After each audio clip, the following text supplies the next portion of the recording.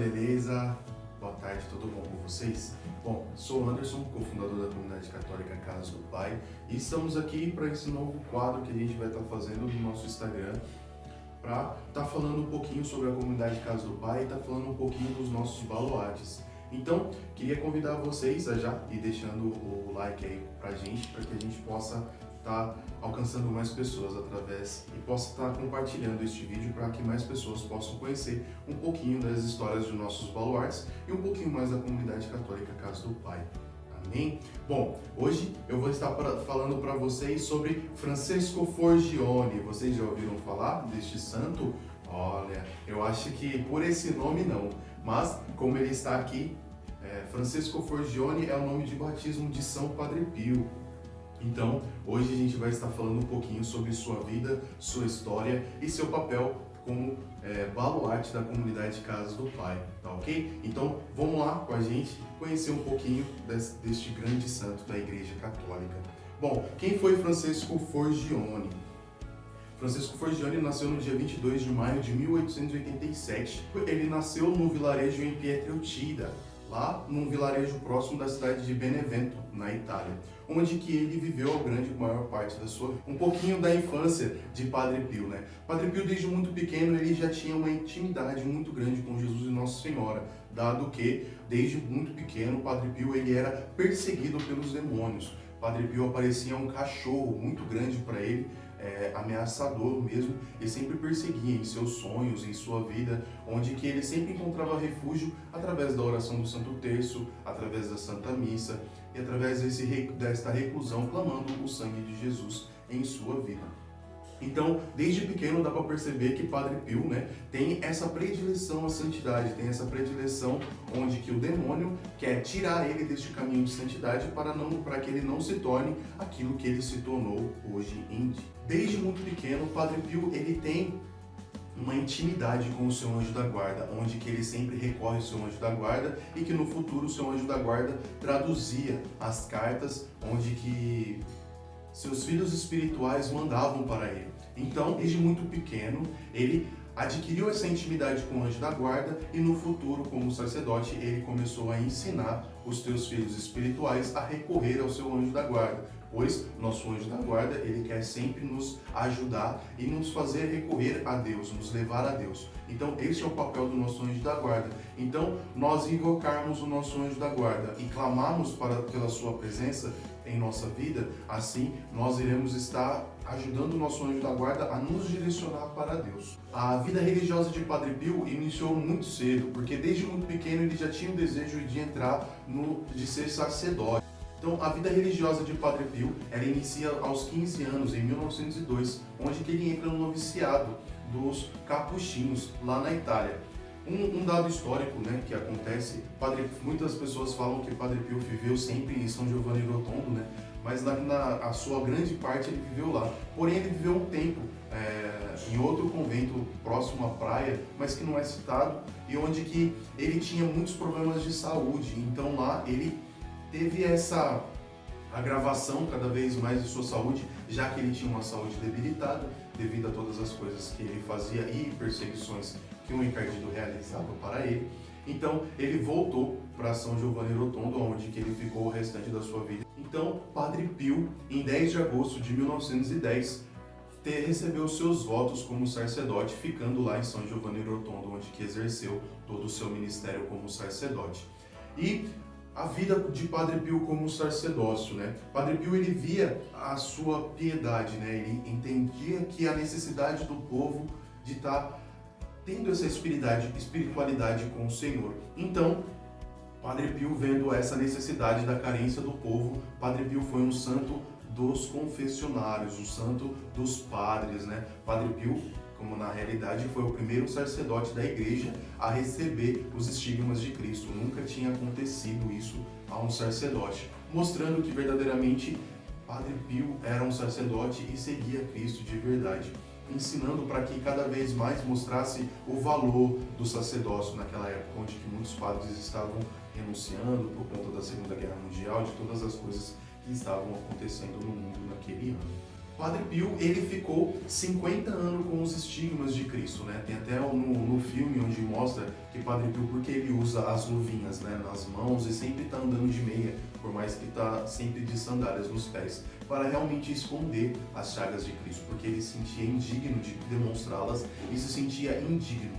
É um gesto tão grande de humildade, porque se acontecesse isso para algum de nós, a gente ia querer mostrar, ia querer falar, nossa, eu recebi os estigmas de Cristo, que não sei o quê.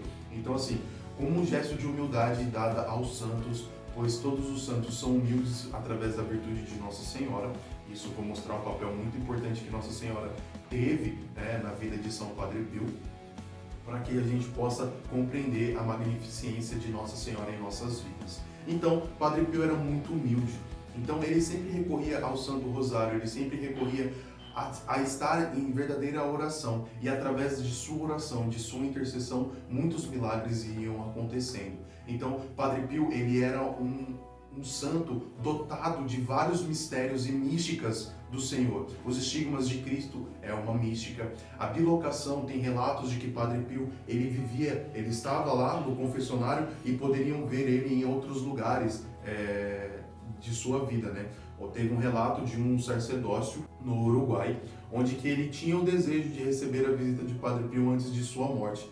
Então, antes de morrer, antes de falecer, Padre Pio o visitou e ninguém sabia. E ele morreu em odor de santidade, este uruguaio, porque Padre Pio foi visitá-lo. Padre Pio visitou ele e, quando ele estava morto, em seu caixão tinha um papelzinho escrito: Padre Pio veio me visitar. Mostrando que Padre Pio, mesmo lá na Itália, conseguia, através da bilocação, visitar os seus filhos espirituais, visitar aqueles a quem necessitava. E Padre Pio tinha um medo, onde que tinha uma profecia, né, que através dele 30% da população mundial seria salva. E ele ficava triste porque depois de sua morte ele não ia conseguir salvar as outras pessoas. Mas muito pelo contrário, através de Santo dos Altares, muitas pessoas o reconhecem e assim ele vai ajudando com a sua doutrina, com a sua espiritualidade a alcançar muitas pessoas. Bom, fato histórico envolvendo a Dama de Branco, como o Padre Pio falava, né, Nossa Senhora de Fátima. A imagem de Nossa Senhora de Fátima em Portugal, ela estava fazendo uma peregrinação na Itália e passando por vários lugares de helicóptero, onde estava sobrevoando uma cidade próxima ao seminário onde que Padre Pio ficava, né, em São Giovanni do Rotondo. Então, do nada, o manche do helicóptero começou a mexer sozinho e sobrevoou a janela onde que Padre Pio estava, e ele estava gravemente ferido. E com isso, ao ver a imagem de Nossa Senhora de Fátima, Padre Pio ficou curado. Então, Padre Pio tinha uma grande devoção à Virgem de Fátima, né, a quem ele chamava de a Dama de Branco, onde que sempre que ele tomava alguma decisão ou pedia a seus fiéis, ele clamava para que eles rezassem a Dama de Branco, a Nossa Senhora de Fátima, clamando a sua intercessão para que os milagres possam acontecer. Então, mais tarde, Padre Pio, ele também confessa Karol Wojtyła. Para que vocês não conhecem, Karol Wojtyła é São João Paulo II, também um dos nossos baluartes, e que a gente vai estar falando sobre ele também, esses videozinhos da nossa série que a gente vai estar fazendo. Então, Padre Pio tem essa grande mística.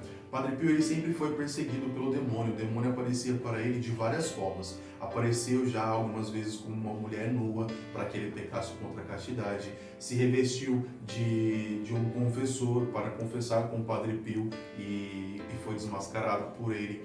Se aparecia muitas vezes, batia em Padre Pio e Nossa Senhora de Fátima acolhia e sempre o preservava. Onde que sempre quando o Padre Pio era espancado pelo demônio, muitas vezes à noite, Nossa Senhora vinha no final deste açoite, né, que o encardido fazia com ele. Nossa Senhora vinha, cuidava dos ferimentos de Padre Pio, restituía os braços quebrados, restituía todas as dores que ele tinha e colocava um travesseiro para que Padre Pio pudesse repousar depois deste açoite, né?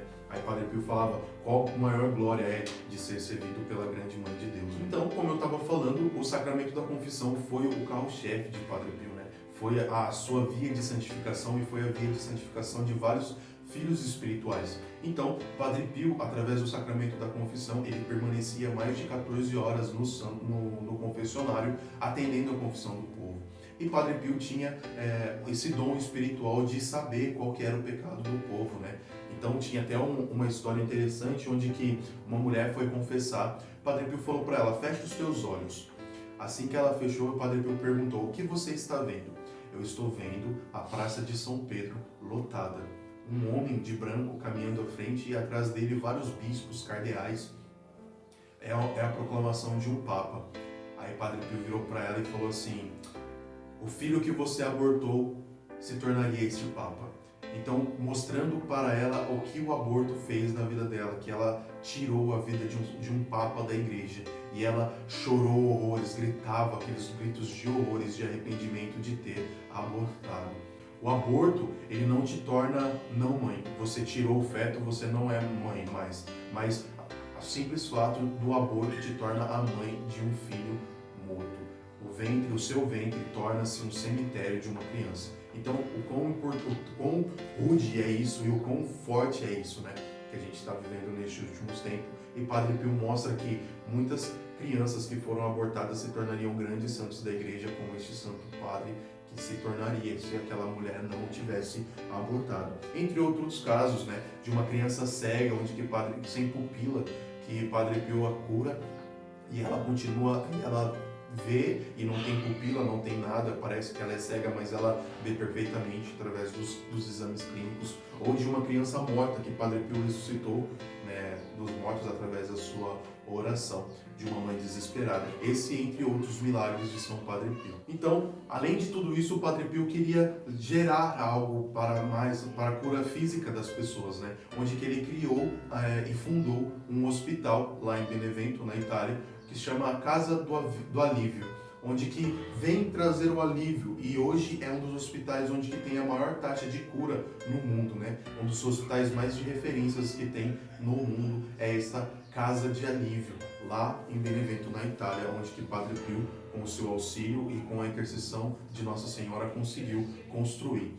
Padre Pio também, num fato histórico, foi o criador dos grupos de oração. Então, Padre Pio, há mais de 80 anos atrás, né, criou os grupos de oração a pedido do seu bispo local para um alento do povo, né? Pois todo o povo tinha através da Segunda Guerra Mundial, tinha essa carência, né, de ter na presença de Cristo, e Padre Pio criou os grupos de orações como um meio de estar encontrando e levando Jesus para as pessoas através dessa partida. Então, Padre Pio faleceu na madrugada do dia 23 de setembro de 1968, mostrando que é um santo atual, um santo dos nossos dias, que não está tão longe como outros santos, né, como São Francisco de Assis, Santa Teresa d'Ávila e outros que já estão há muito tempo em nossos altares. Então é um santo novo, né, da nossa igreja, onde que ele foi canonizado em 2002 pelo Papa São João Paulo II, que já era Papa na época.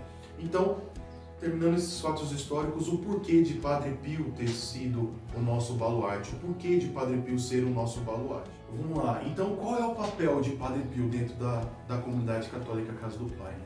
Então, o Padre Pio, como é um sinal de alento para o povo, a comunidade Casa do Pai vem com esse alento. O início da comunidade Casa do Pai começou com os terços nas casas, né, onde que a gente ia nas casas da pessoa levar e fazer a oração do Santo Terço, levar a palavra, partilhar, né, que através da partilha existe esta cura e libertação. Então, o início da comunidade começou assim, indo nas casas, rezando o terço, e veio um desejo muito forte, né, dentro do coração dos membros que estavam participando naquela época, de estar fazendo um grupo de oração nas casas, né? Pediram a autoridade na época do nosso pároco, né, que era Padre Paulo, da Matriz Sagrado, e aprovou que a gente pudesse estar rezando nas casas, e com isso difundiu. E o grupo iniciou como o nome de São Padre Pio, Grupo de Oração São Padre Pio, nas casas, relembrando de todo o papel fundamental na criação de Padre Pio, dos grupos de orações para levar este alento. Para tornar a igreja mais próxima dos irmãos, nós criamos esse grupo de oração nas casas para que a gente pudesse levar essa espiritualidade.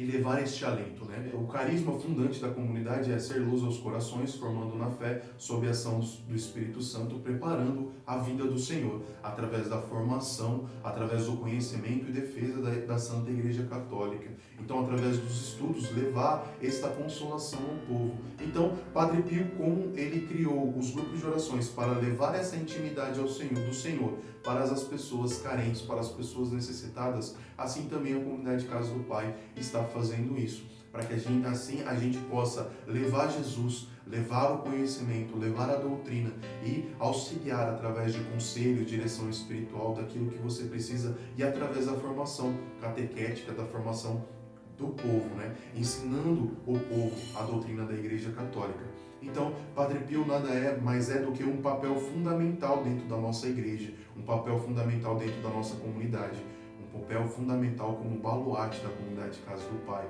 aquele que intercede a Deus por nós. Gente, é isso. Padre Pio, um grande santo, tive a honra de estar falando sobre ele um pouquinho, né, de sua história de vida. Tem muito mais fatos, tem muito mais história, mas a gente precisa resumir para que possa estar passando isso para vocês através da internet e que vocês possam estar conhecendo um pouquinho da nossa comunidade. Então, convido você a, se você gostou desse vídeo, né, deixar o like aí pra gente e compartilhar com seus amigos para que mais pessoas conheçam este santo maravilhoso, esse santo da nossa igreja e baluarte intercessor da nossa comunidade. Então, desde já agradeço a companhia de vocês. Deus abençoe, fiquem com Deus, um santo e abençoado dia para vocês. Deus abençoe, fiquem com Deus.